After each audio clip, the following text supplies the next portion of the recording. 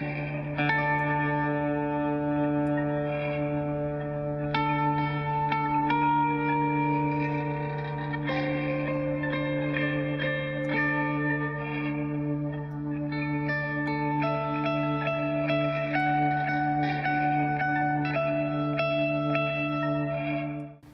review number 1.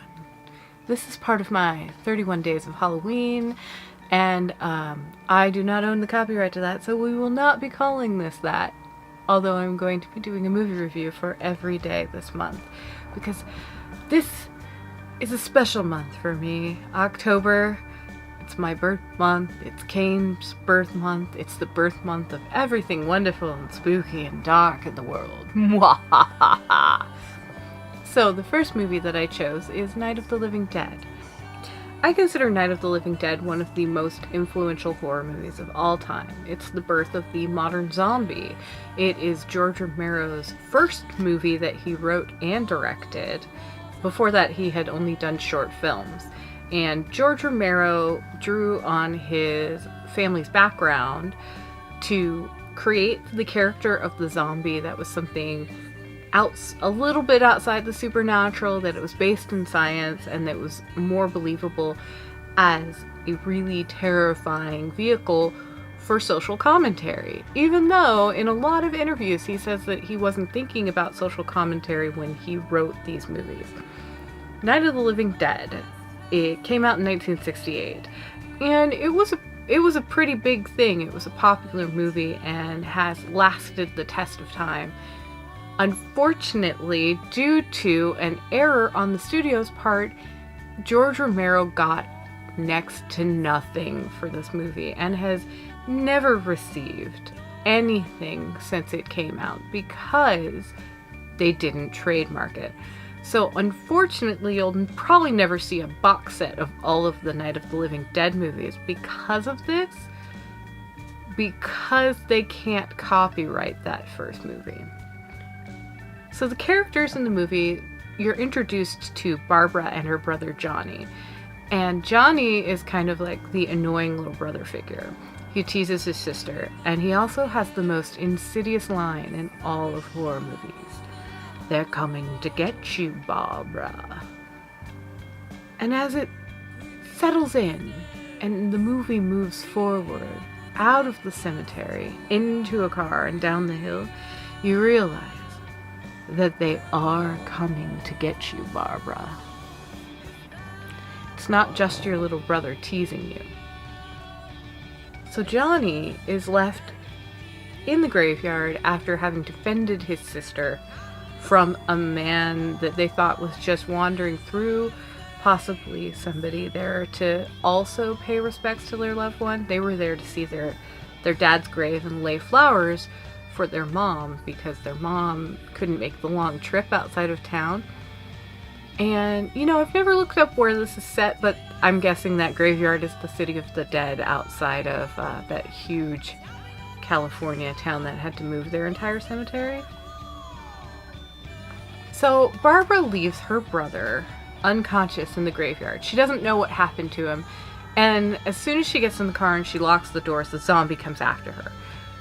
We still don't know it's a zombie at this point, but the movie's called Night of the Living Dead, so modern kids are probably assuming it's a zombie. I didn't actually see this movie until I was an adult, and it terrifies me to this day.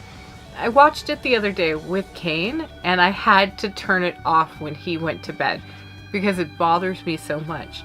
Even though it's an older movie, and you would think that an older movie would lose some of its scare factor, but it still really eats at me. And why? Well, after the initial shock of seeing this living dead man who has resurrected in a cemetery, Barbara finds herself at a secluded, abandoned farmhouse. Unfortunately, the farmhouse is not abandoned because people left it. It's abandoned because the family were probably some of the first victims.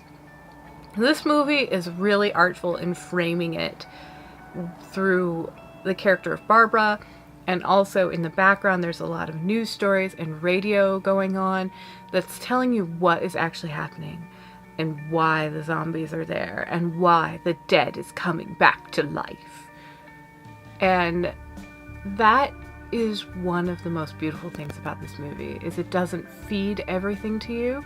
You have to put all the clues together. But also, let's talk about Ben for a minute. Ben is really the main character because after Barbara gets to the farmhouse, she's pretty much comatose. Most of her lines involve her talking about Johnny, her brother.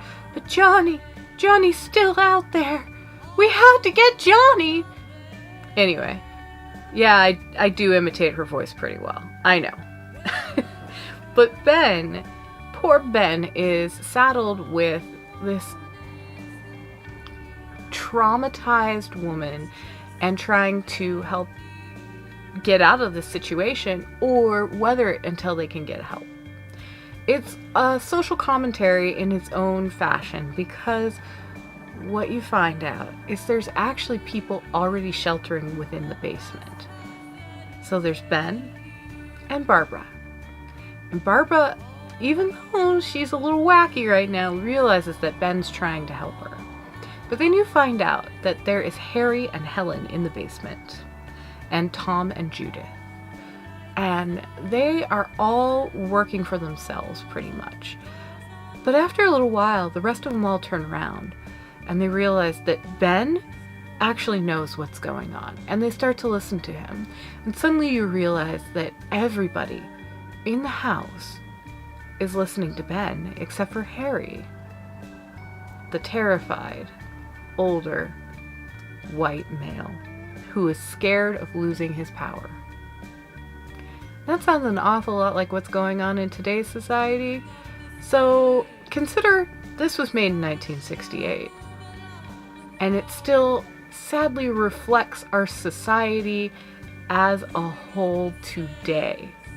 Now just think about that for a minute.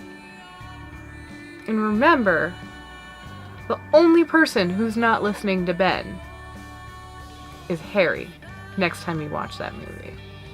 So, onward, there's some interesting facts about this movie that you may not know. Johnny, Barbara's brother, is uncredited. And the funny thing is he actually makes an appearance later on in a couple other zombie movies. And he's also uncredited.